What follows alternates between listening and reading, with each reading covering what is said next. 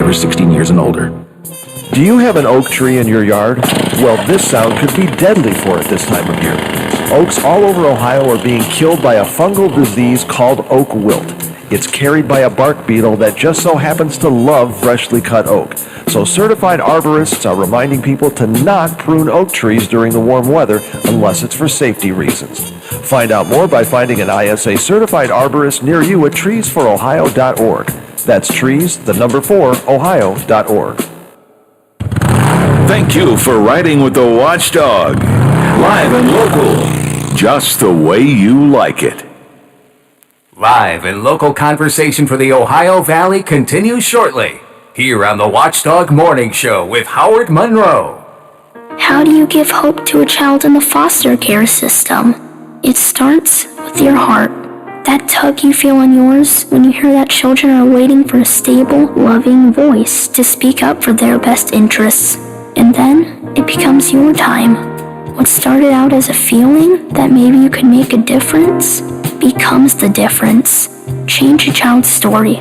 There is a child waiting for a volunteer like you. Learn how you can help at casaforchildren.org. Well, the tournament's down to the Sweet 16, so if you've been watching from the sidelines, right now is a good chance to get in on all of the action. And FanDuel Sportsbook is hooking you up with exclusive 30-1 odds on all 16 teams left in the bracket, even the top seeds. That's right. New users get 30-1 odds on any team to win their next game this round. You can win $150 and only put down $5 as a bet. All you have to do is download the FanDuel Sportsbook app, make your first deposit to unlock the exclusive 30-1 odds. The app is easy to use. When you win, you get paid very quickly. Just sign up with the promo code Monroe, my name in the promo code box. That way they know we sent you. That's FanDuel Sportsbook, promo code Monroe. You must be 21 or older, physically present in Pennsylvania or West Virginia.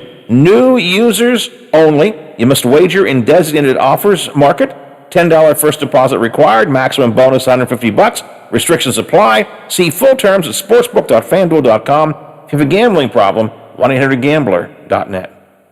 Update your home's exterior with new siding and get 11% off everything at Menards. Timbercrest Premium Double 4-inch Vinyl Siding is engineered to be durable, 15% thicker, and has the look of natural cedar siding. It has a limited lifetime warranty and is available in 9 colors. $679 per 12.5-foot piece after 11% off. Good through March 27th. Savings or mail-in rebate. Some exclusions apply. See store for details. Save big money at Menards. Hello, everyone. From the Watchdog, I'm the Storm Tracker Darnell Foster with a look at your local.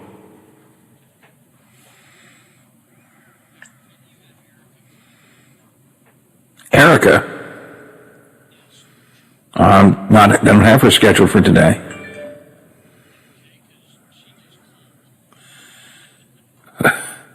I had her last Thursday.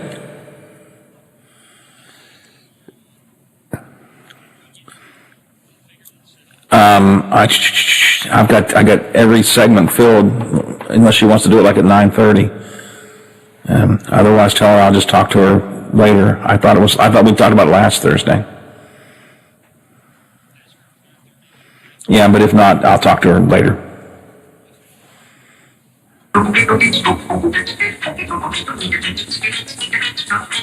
A fresh take on local, regional, and national news. This is the Watchdog Morning Show with Howard Monroe, brought to you in part by Wheeling Hospital.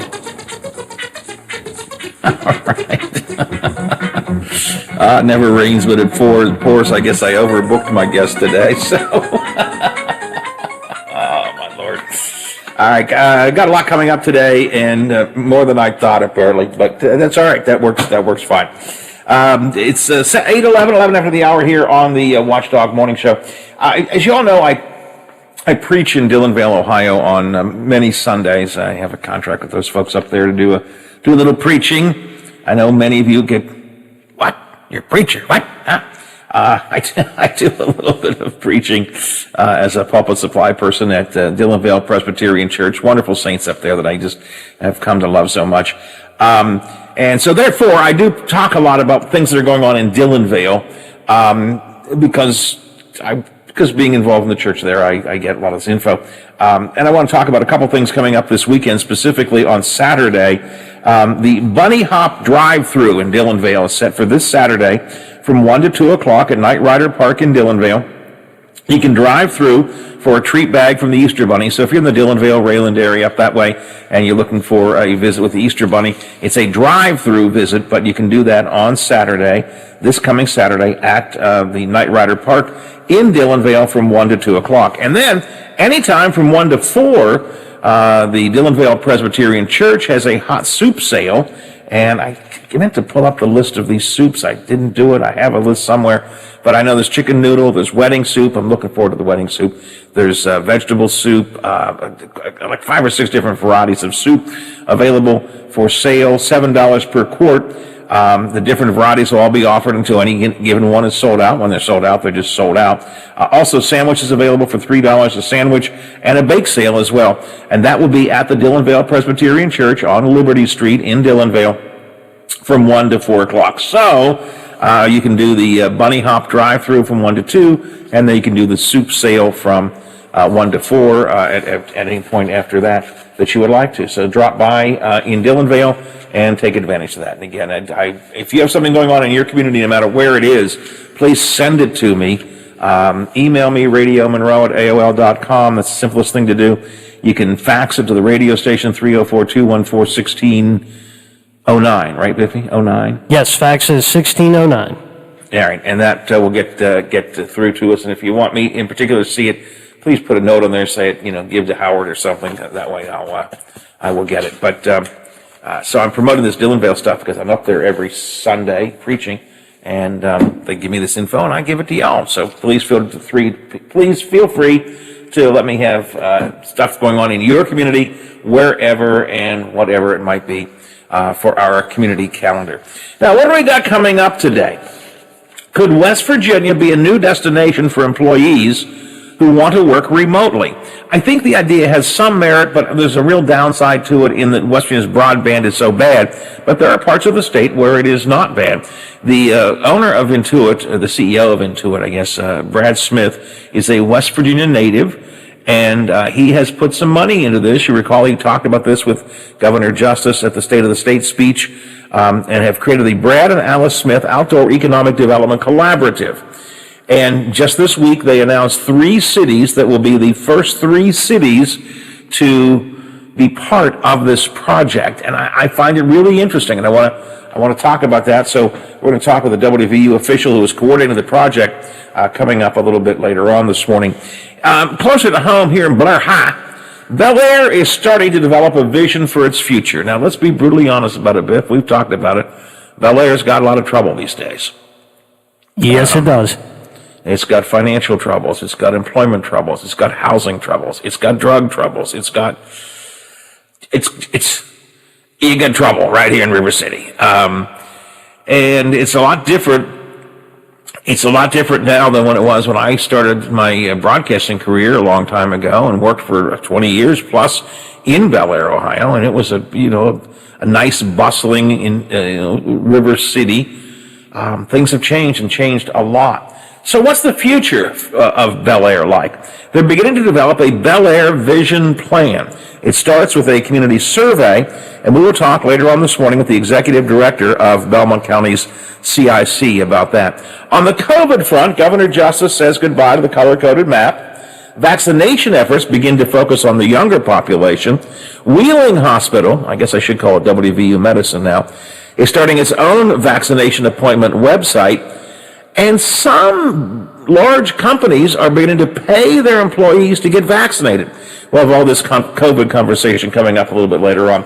Plus, we have a mystery drone, boxing mom, and candy scabs, underwear, and camel balls in the legislature in West Virginia. Hey. Must have been a slow Wednesday down in Charleston. I didn't make that up. So we'll get to all of that coming up a little bit later on this morning. Now, it's nice outside right now. It's sunshine, blue sky. It's kind of hazy out there, but the sun is clearly the dominant factor of the morning, so that's the good news. We're going to see some partly cloudy skies as the day goes on. Then we're going to see some rain come in this afternoon, and possibly some storms as well. Not a huge chance of that, but some chance of storms. And then be aware of a high wind watch kicking into effect this afternoon, or this evening, I should say, and staying with us all day tomorrow. High wind watch. We could see gusts perhaps up to 60 miles an hour in that high wind watch, so be aware of that. Currently 55 degrees at the Wheeling, Ohio County Airport, 55 degrees here at my home studios in Elm Grove, and 55 degrees at the Robinson Auto Group Studios downtown Wheeling in the heart of the Ohio Valley. A story that we have been spending a lot of time on the last, week and 2 days has been actually longer than that, come to think of it, because we predated the huge controversial council meeting with our conversation about this, has been the memorandum of understanding between the City of Wheeling and Bluefield State College for Bluefield State to have some space at the old OVMC building to conduct some engineering classes and to offer it here in the Upper Ohio Valley. And as you all know, the colleges here locally and the universities raised a gigantic ruckus about that. So we've been trying to get all different perspectives on that. And with us this morning is the General Counsel for Bluefield State and Vice President, my old friend Brent Benjamin, and also is with us their Provost, Ted Lewis. Gentlemen, good morning. Good morning. Morning, Howard. Brent, good to talk to you. I haven't talked to you for a long time. It has been too long. It's always a pleasure to have you with us, though. Hey, Ted, tell me first of all, what brought this about? I mean, let's walk back a little bit and talk about the history of a decision to look at the city of Wheeling or the Northern Panhandle as a location. What brought this about in the minds of Bluefield State? Sure, Howard. So a little over a year ago, we conducted a survey of a very large region of what needs were out there and where might we be able to fill some gaps, especially in the area of engineering technology, which is a program fairly unique to our institution. Looking at the hits on that, most of them were up in the northern West Virginia area, eastern Ohio, southwestern Pennsylvania. So that's when we started really focusing in on the Wheeling area of some needs that we might be able to address. Now, based on that, we used a realtor to start identifying areas that we might be able to locate if, in fact, we were to move one of our sites up there, to open a site up there. And he came back and said, the former Ohio Valley Medical Center would be a very good facility for us. So we started conversations with the city to see if that might, in fact, be a good opportunity. We also met with several employers in the area, about a dozen different manufacturers, engineering companies, and so on, and started looking at what their needs were, and they said they needed people who were trained in engineering technology specifically. So that's really how we started that whole conversation, probably about 5-6 months ago.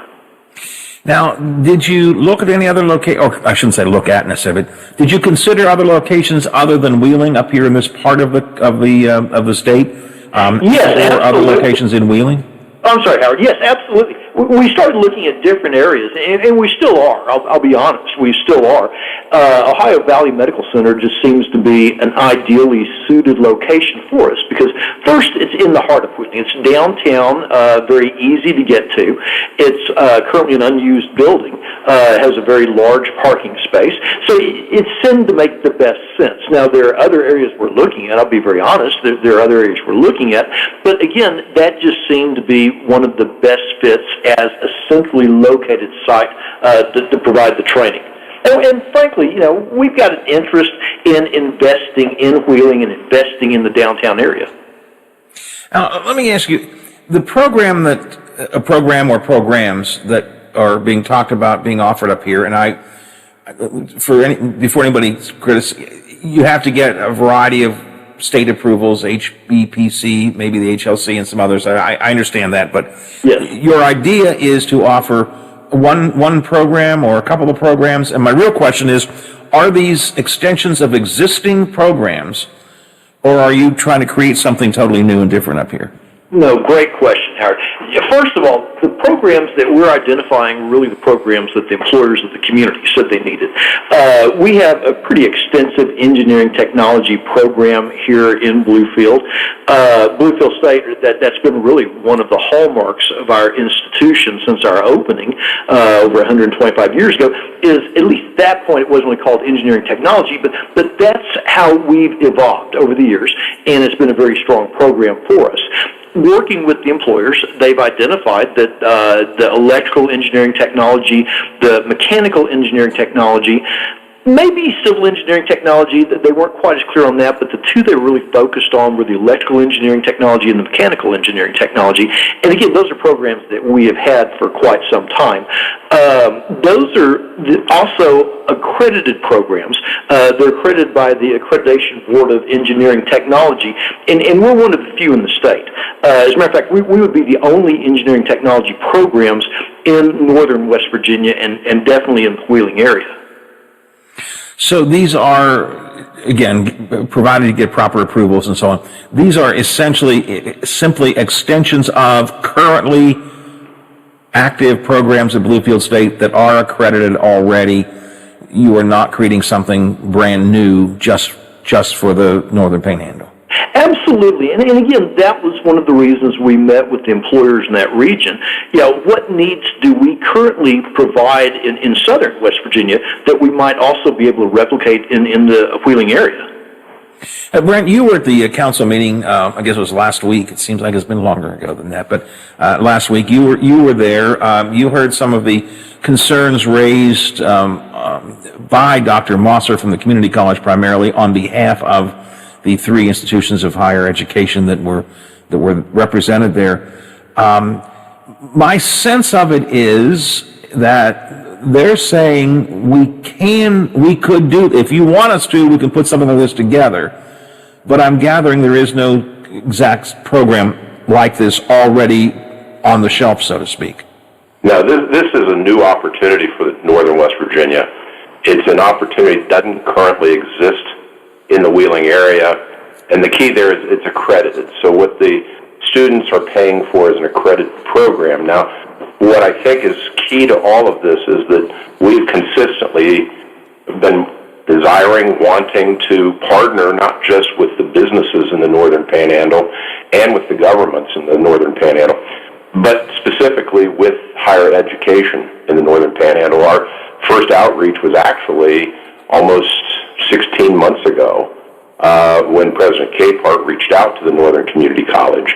So we've attempted to reach out, and we still want to partner because I think it's important in 2021 to understand education goes across state lines now. If not us, who would offer these in the area? Southern New Hampshire, University of Phoenix, all of these groups, or these national colleges, so to speak, are competing. And I think it's important, and I think, quite frankly, I think those who control and monitor and supervise higher education would want us to work together, collaborate our resources, and provide for the employers and the students in the Northern Panhandle an opportunity they don't currently have, and expand, not contract, opportunities. It's an inclusive process, not an exclusive process.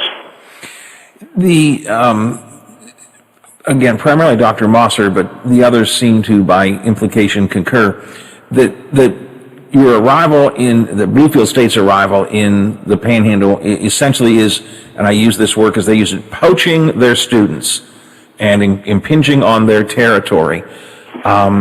Somebody else pointed out to me, somebody not involved with this at all, just yesterday, that what you just mentioned, there's all kinds of online universities available right now. I mean, anybody in this area who wants to get a college education is not limited just to those that happen to be physically here in town, but can go to southern New Hampshire, as you point out, or Phoenix, or some of the others. In fact, I have some friends who have degrees from Phoenix. So the concept of competition, or the concept of protecting and make sure that there's only these institutions here, is a little bit of a moot point, I think. Well, I think you're right, Howard.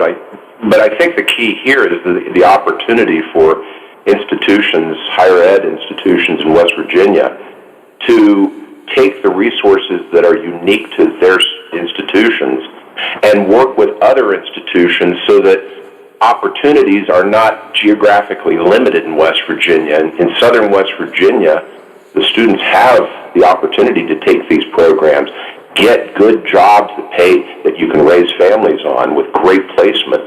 And, and I think it's important that we as higher ed work together to make certain that these opportunities are not geographically limited just to certain areas of the state, but are available throughout the state. I mean, it's kind of a West Virginia thing.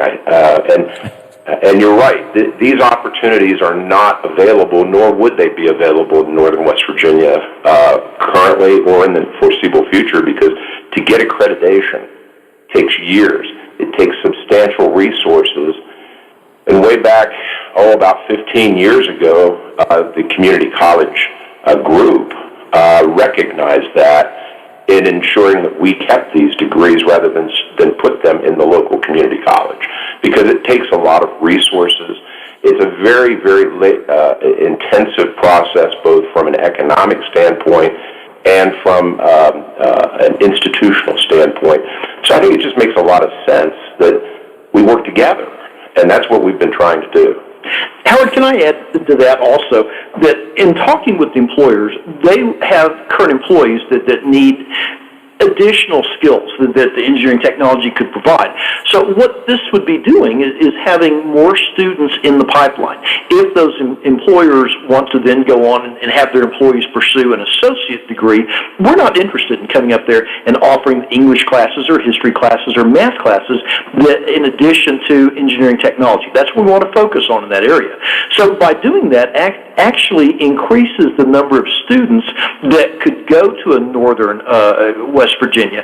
So by partnering with those institutions, it could increase their enrollment in those general education programs that also supplement the engineering technology programs we'll be delivering. Ted or Brent, either one, but so what efforts, if any, have actually been made to try to come up with some sort of collaboration with the local institutions of higher education? I hear the words you both have said that, we're open to and we're interested in, but what, if any, efforts have actually been made to sit down to say, how can we work some things together? Have there been any efforts made to do that? Oh, absolutely. President Capehart reached out to all three institutions. Now I need to add a caveat there. That was before Dr. Evans was at West Liberty. But that occurred. The interest was not there at that time, so we proceeded to go forward. And as the mayor indicated last week, he attempted to put together a meeting to try to pull everyone together. I don't know why that didn't work. I know the mayor said that he tried.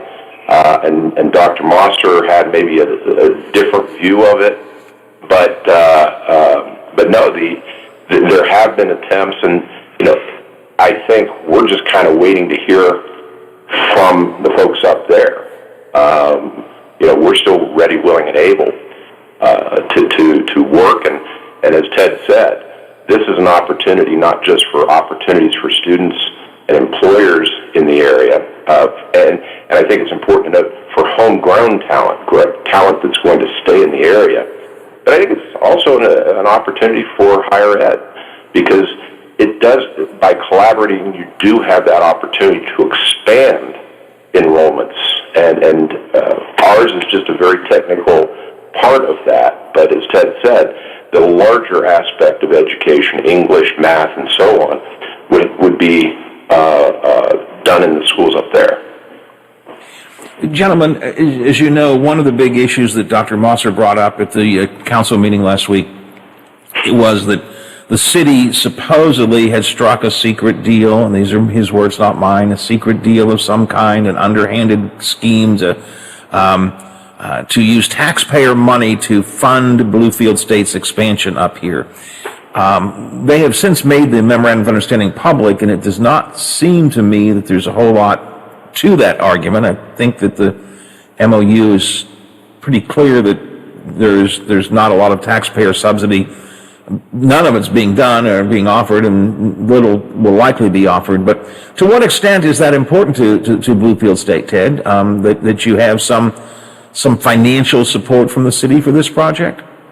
Yeah, this is something, as I said earlier, Howard, that we want to go forward with, that we want to have a presence in that community to be able to serve the needs of the employers.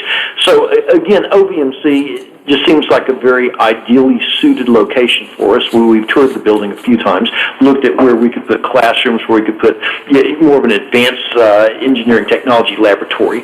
So, again, I think it's important to have those partnerships. We're not looking to the city to provide the financing for this. It'd be nice to develop partnerships where we might be able to reduce the cost and be better stewards of taxpayer funds. But at the same time, this is something that we're very much committed to. So working with the city, I think, is a plus for us, but it's certainly not something we're looking for the funding for. For our listeners, the memorandum of understanding, which again has actually now been made public, it specifically says that Bluefield State will be required to pay maintenance costs, utility costs, their share of capital costs, and so on. It leaves open in the items to negotiate section. It says the possibility of perhaps a year's worth of subsidy on the rent or lease payments or whatever. Although that is not a deal, that's simply left to be open. So this memorandum of understanding is simply the groundwork, yes, for where you go next as far as working out some kind of a lease with the city? Absolutely. And you know, one thing, even if we are able to receive any kind of a reduced price on rent that first year to help start the program, this program is a very expensive program in terms of equipment. So we would bear all the brunt of the equipment, and we're talking literally millions of dollars to be able to put all the equipment in there. So, yeah, we're certainly willing to work with the city, and we're very happy to be partners with the city to be able to serve these needs. Brent, you were a Supreme Court justice, and you were presented facts often in court cases. But I know you, and you also kind of always assess the situation. You had an ability to sort of figure out what's going on here. What did you come away with last Tuesday night after sitting through that council meeting? What was your sense? Not the facts. We know what happened. What was your sense of what was going on? My initial reaction was disappointment, to be honest. I was looking forward to an opportunity to engage in the discussion, perhaps at the academic level, and what I found was, I will simply refer to it as, because I think he's referred to it as a very passionate individual, but it was I think I referred to it in my remarks there as, we still want to work, but I fear that the well has been poisoned, at least to some extent. And I think that probably reflected my surprise and disappointment. Now, obviously, people do speak out in passion sometimes and walk it back.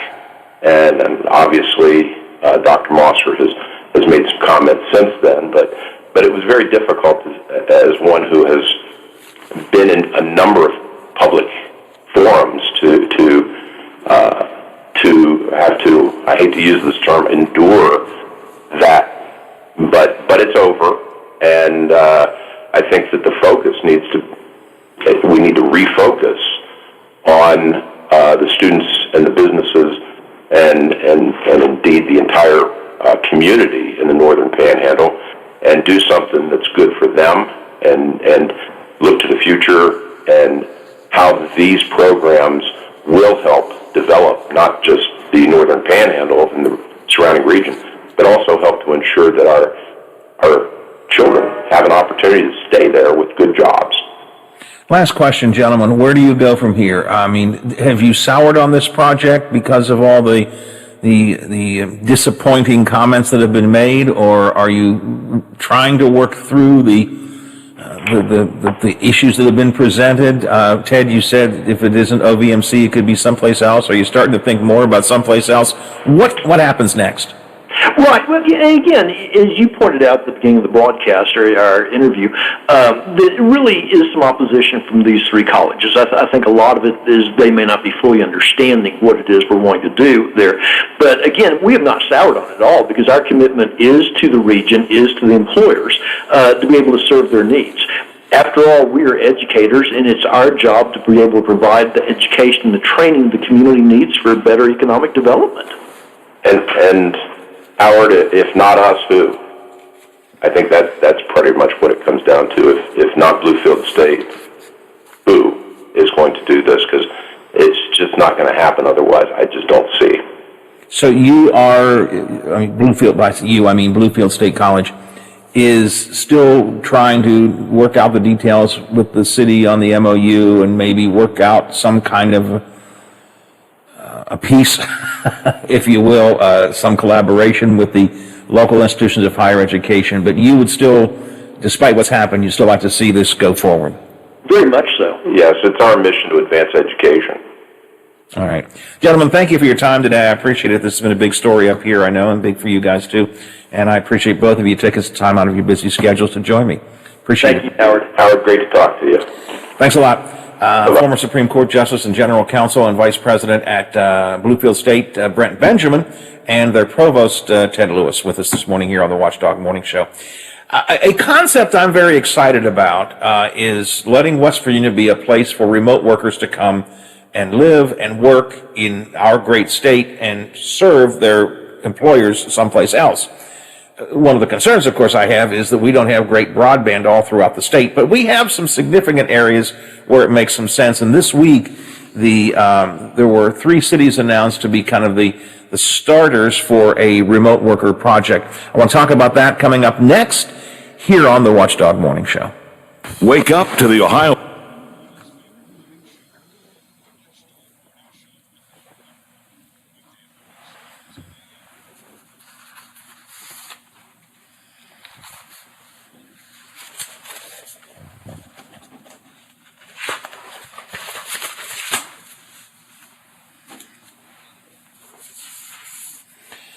Biff, what, if anything, do we decide with Erica?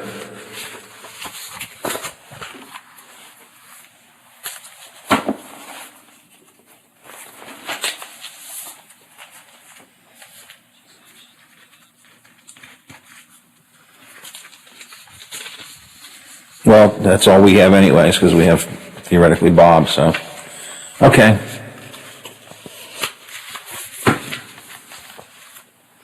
All right, we'll try and, okay, we'll try to squeeze it all in. And Danny, did he call himself Danny or Daniel? Danny, that's what I've got here, okay. All right, very good, we'll do him coming up next. I mean, if you need me to, I can get him out early and take a second break if we have to, because I didn't get a break in there either.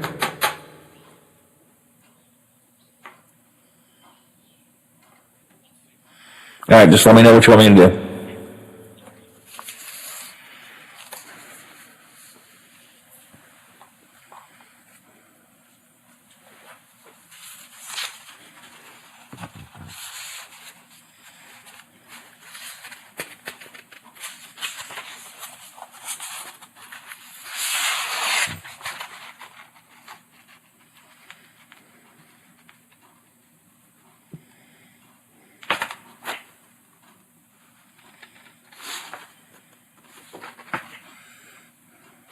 Tom McIntyre and his staff to help guide you through these temporary hardships. Want to hear more about how Tom can help? Then call 877-456-4155 and receive a free copy of Tom's ebook, When Bad Things Happen to Good People. Tom's ebook covers many questions people have about bankruptcy and includes interesting stories about people who tried to avoid filing and people who have filed for bankruptcy. We think you'll be surprised to learn some interesting facts about bankruptcy. Call 877-456-4155.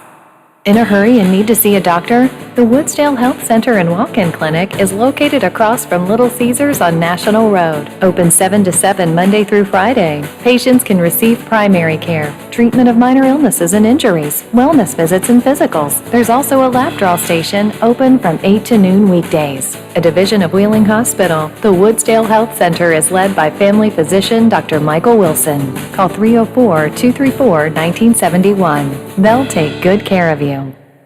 Plumbers and Steam Fitters Local 83 want to thank the owners and contractors of the Ohio Valley for using their locally trained workers to help build for the future. Local 83 helps design, fabricate, and build the gas infrastructure for the oil and gas industry here in the Ohio Valley. Plumbers and Steam Fitters Local 83 is 300 members strong and growing. They also do resident...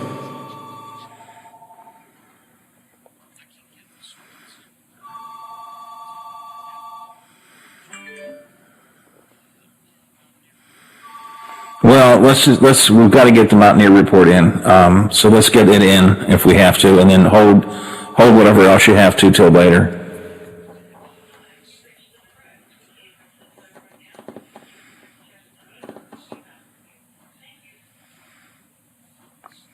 Yeah, just do the Mountaineer report and get me back on, and then I'll take a break before that.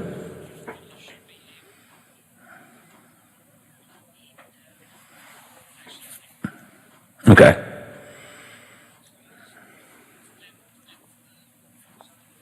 Right. Okay.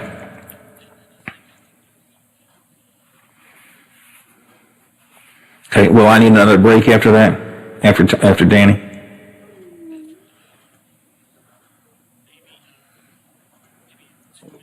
Okay, that's fine. I'll make it work. All right.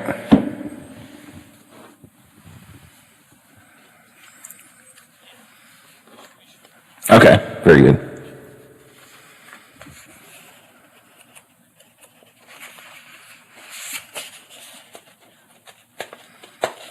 Yeah, I know.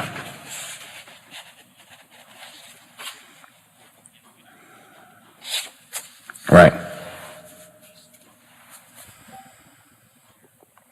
The 9:10 guest, I think, is going to be fairly short, the Bel Air guest. I was going to do some conversation with you and I afterwards, but we can try to get to the news a little bit early and then get Eric in at 9:30. Plus, I'm not 100% sure she'll get out of her committee meeting, so. All right, so I will do Danny and about 5 till. I'll take another break then, okay? Okay.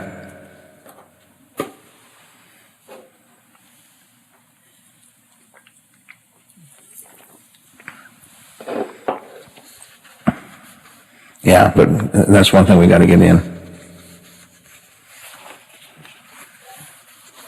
4 points at halftime, and then really the game was decided in the third quarter when Georgia Tech outscored West Virginia 22-9.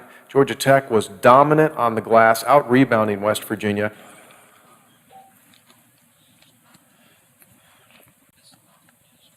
Oh, you got to be kidding me.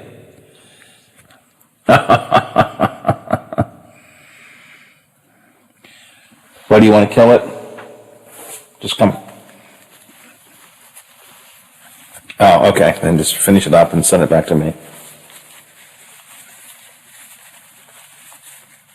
Points. West Virginia falls second round of the NCAA tournament, and it brings to close to a very productive season. The Mountaineers finished the year at 22-7. On the men's side, news coming yesterday, the Jordan McCabe, the junior, has entered his name into the transfer portal, issued a social media statement thanking the Mountaineer coaching staff, his teammates, but he will move on and play somewhere else next season. And WVU's Sean McNeil announcing yesterday that he will enter his name into the NBA draft for evaluation, but the belief is that he will return next season to WVU. That is today's Mountaineer Report. It's brought to us by Kroger, the official grocer of WVU Athletics. I'm Tony Caridi on the Mountaineer Sports Network from Learfield, IMG College.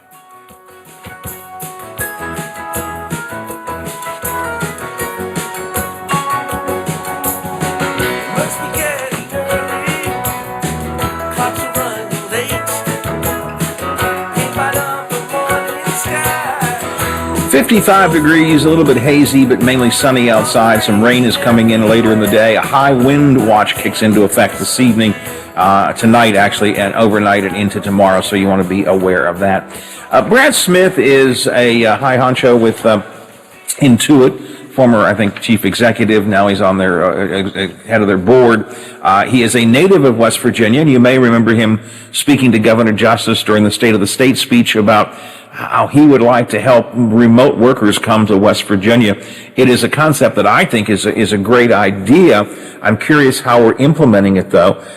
This week, 3 cities were named as the first participants in this remote worker program.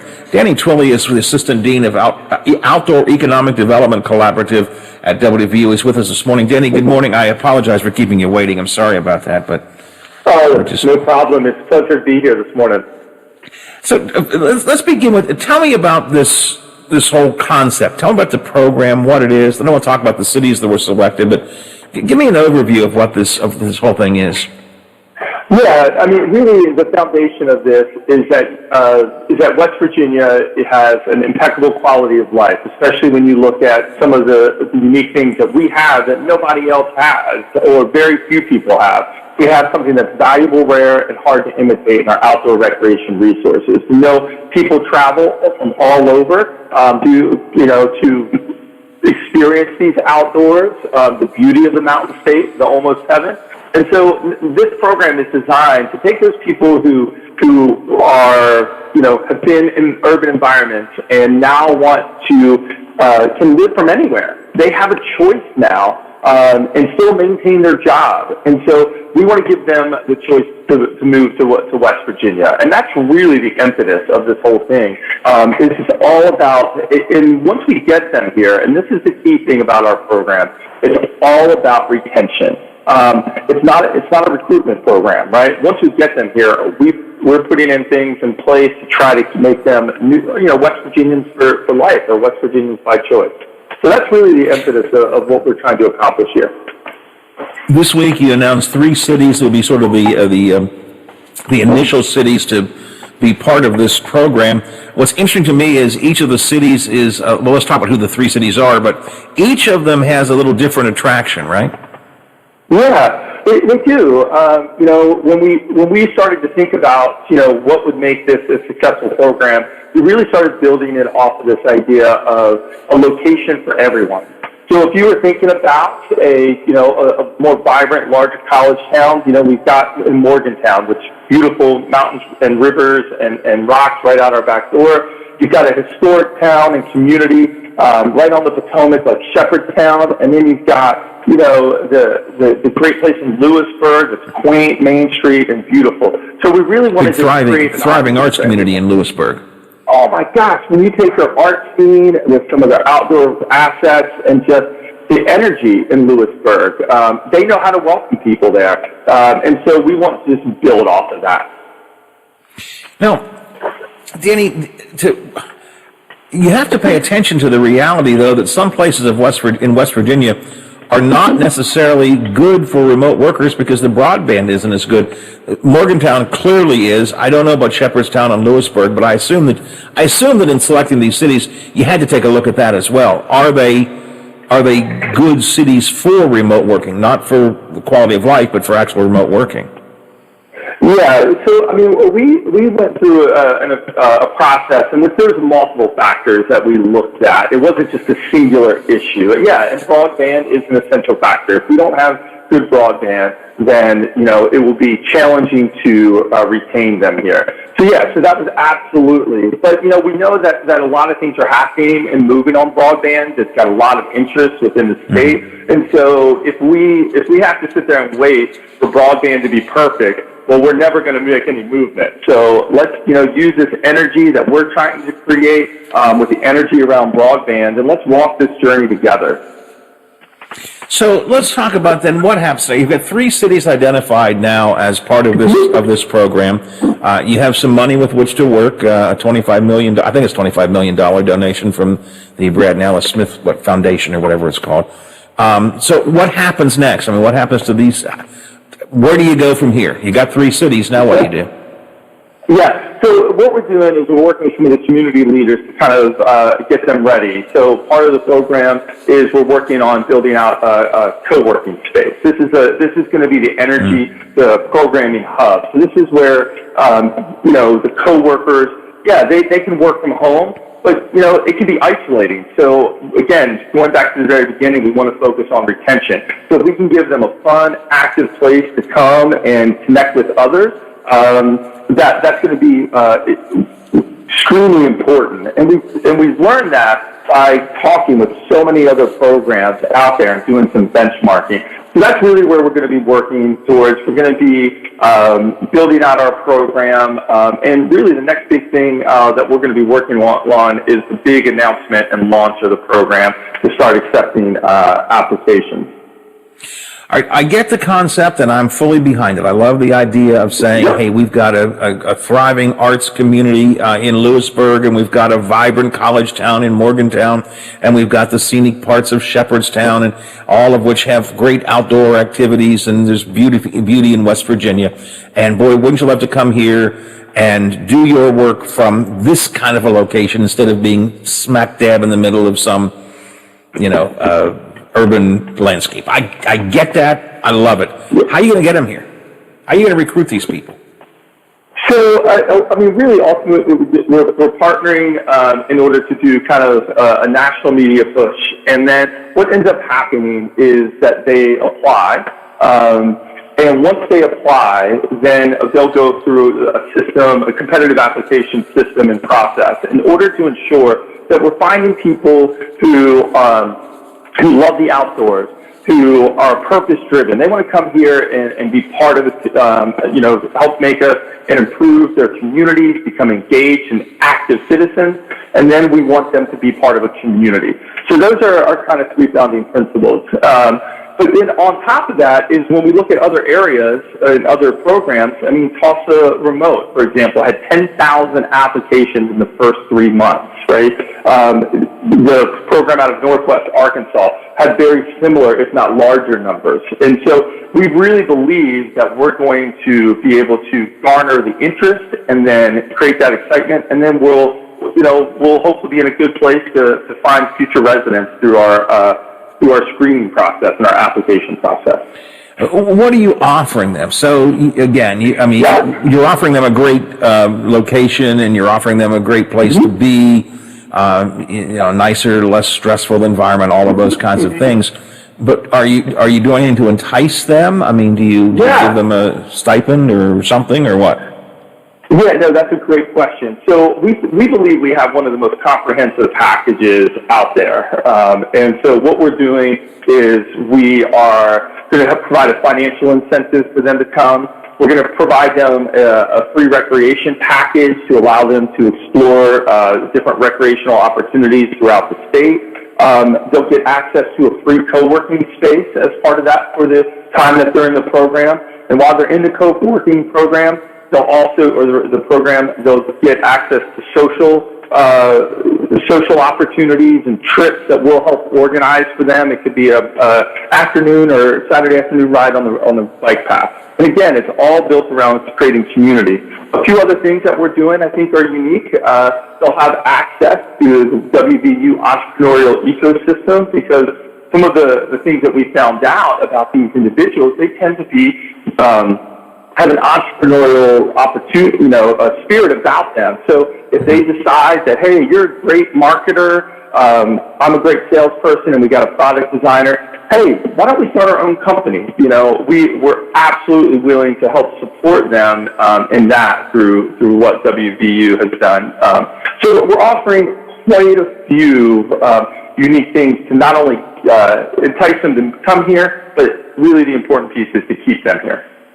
And this work will be done primarily out of WVU and the Outdoor Economic Development Collaborative, or will the individual towns be responsible for some of this as well?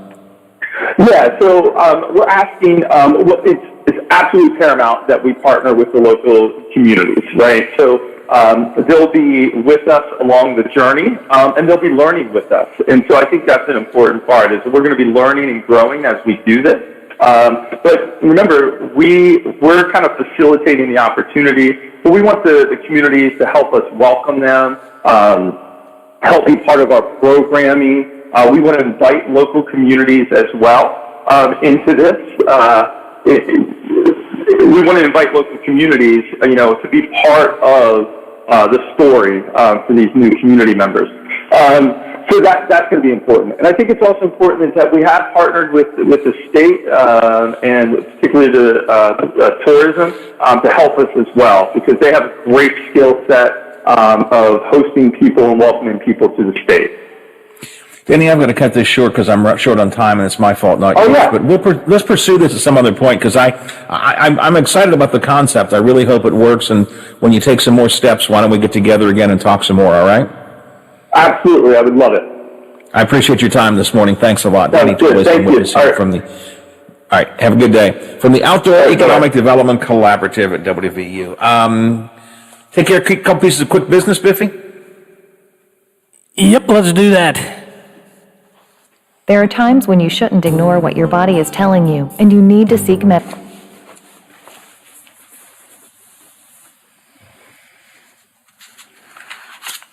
That's what I figured, yep.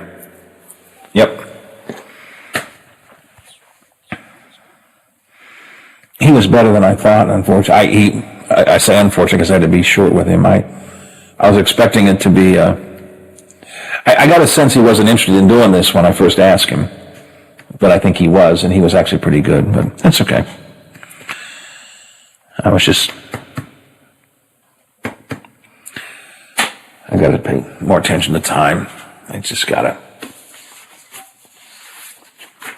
get myself to follow my own guidelines. Do you own a property that's outdated and needs thousands of dollars in repairs? Great, I'll buy it. I'm a private real estate investor who can solve your real estate problems fast for cash. Do you want to sell and just be done with it? Okay, great. I buy vacant properties, boarded up houses, pre-foreclosures, and inherited properties. I also buy apartment buildings, rental portfolios, divorce homes. I even buy my tenant won't pay me the rent houses. I look forward to solving your real estate problems today. Give me a call for an all-cash offer at 614-362-2000, 614-362-2000. Miss a part of the show? Want to hear a segment again? Check out our podcast page at watchdognetwork.com. The Watchdog Morning Show with Howard Monroe continues. Well, we'll continue with ABC News. That is next. And then we'll talk about the Village of Bel Air in Blair High and their vision plan they're working on and the survey that they're going to ask you to take part in, the entire community. And what do they hope to get from that? It's being coordinated by the Belmont County CIC, and Crystal Lorimer will be with us to talk about that. And West Virginia Delegate Erica Storch dropping by next hour as well. Busy morning this morning here on the Watchdog Morning Show. 55 degrees, still a little bit hazy, but sunny outside. It's 9 o'clock.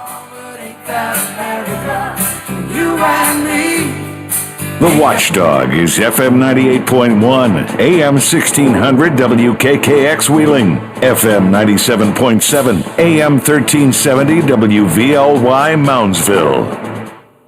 The ABC News is brought to you by Thomas Auto Centers, Mall Road, St. Clairsville. Get the best deal at Thomas Auto Centers. From ABC News.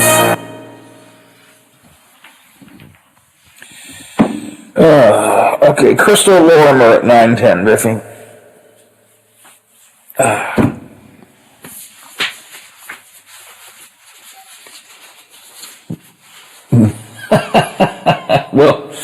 We'll get it figured out.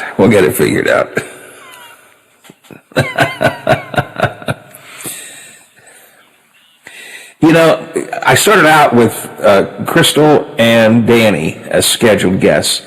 both of whom I anticipated to be literally 10-minute guests. Well, and then Brent and Ted made themselves available today, and that's fine. And now we got Eric.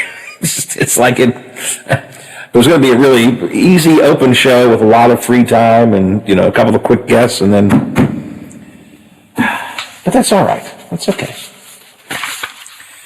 We'll make it work. We always do. One way or another, 10 o'clock comes, Exactly. All right, I'm going to go get some more coffee, and I shall return. All right.